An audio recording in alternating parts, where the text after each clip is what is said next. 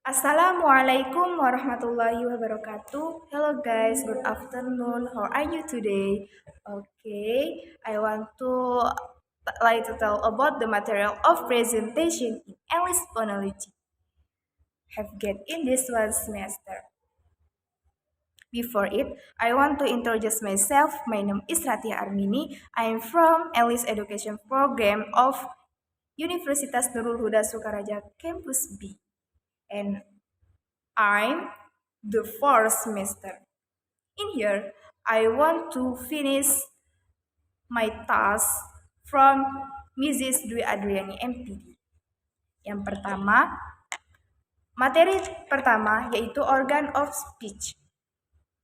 Jadi materi pertama yaitu menjelaskan dari bagian-bagian mana yang akan mengeluarkan suara. Bagian-bagian tubuh yang akan mengeluarkan suara. Suara yang dihasilkan dari beberapa bagian-bagian tubuh atau organ tubuh. Seperti suara yang dihasilkan dari hidung dan suara yang dihasilkan dari lisan. Suara yang dihasilkan dari lidah ataupun suara yang dihasilkan dari uvula ataupun dari paru-paru dan sebagainya. Contohnya, seperti suara yang dikeluarkan dari hidung yang disebut dengan nasal. Contohnya seperti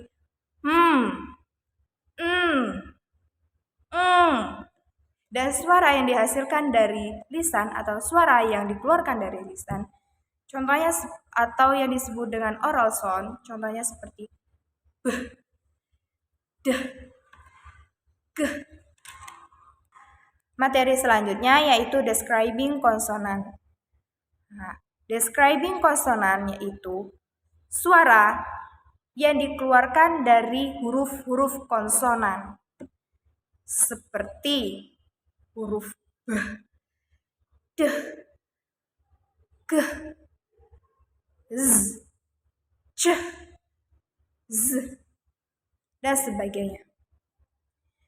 Describing konsonan terdapat dua bagian. Yang pertama itu place of articulation dan manner of articulation. Place of articulation yaitu tempat keluarnya huruf-huruf konsonan tersebut. Suara-suara konsonan, tempat keluarnya huruf-huruf konsonan tersebut. Dan manner of articulation yaitu cara keluarnya huruf-huruf konsonan tersebut. Ataupun bagaimana cara suara yang dihasilkan dari huruf-huruf konsonan tersebut. Materi selanjutnya, contohnya place of articulation, contohnya seperti velar, bilabial, dental, palato, dan sebagainya. Sedangkan manner of articulation terdapat 5 bagian, yaitu stop, fricative, approximant, affricate, and nasal. Materi selanjutnya yaitu describing vowel. Jika tadi describing konsonan, dan sekarang kita menjelaskan tentang vowel, huruf vowel atau huruf hidup seperti A, I, U, E, O.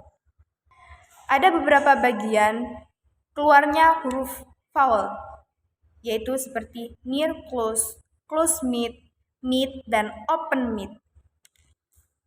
Suara yang dikeluarkan dari closeness, throatness, ataupun rounding. Materi selanjutnya yaitu phonetic feature.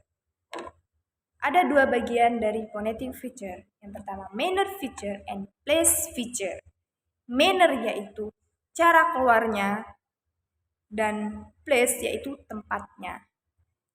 Contohnya seperti labia, b.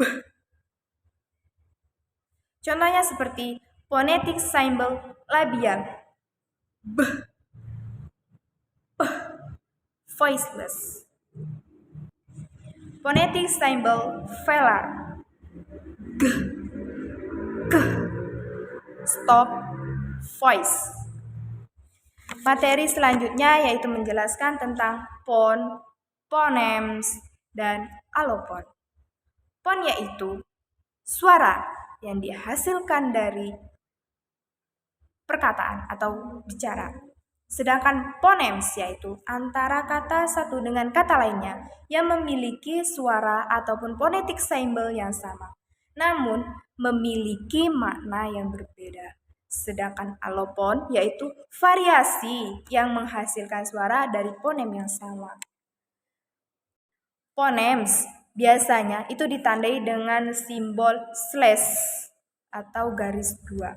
Sedangkan allopon biasanya ditandai dengan kurung. Materi selanjutnya yaitu phonetic rule.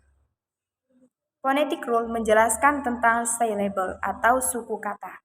Suku kata ada dua bagian. Yang pertama phonetic symbol dan phonosymbol dan polysymbol.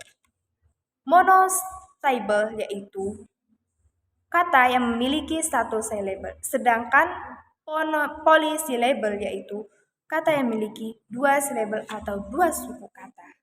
Pada bagian-bagian syllable ada dua bagian dari syllable number dan coda position. Jika dia syllable number, dia seperti monosyllable dan polysyllable tadi. Sedangkan coda position itu terdapat dari open syllable dan closed syllable. Dan selanjutnya ada branching. Branching yaitu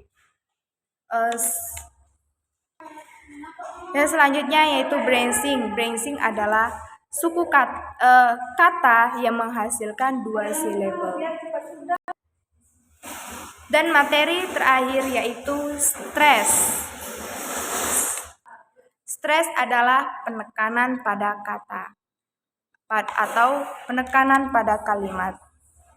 Ada tiga bagian dari stress. Yang pertama itu monosyllable, yang kedua bisyllable dan multisyllable. Dan yang selanjutnya itu intonation. Intonationnya itu intonasi atau yang suara yang mengatur rendah dan tingginya suara. Sedangkan tone nada suara yang menghasilkan nada yang menjelaskan nada tersebut marah, bahagia ataupun sedih. Okay. Thank you for attention. If I any mistake, I'm apologize. And let's we say wassalamualaikum warahmatullahi wabarakatuh.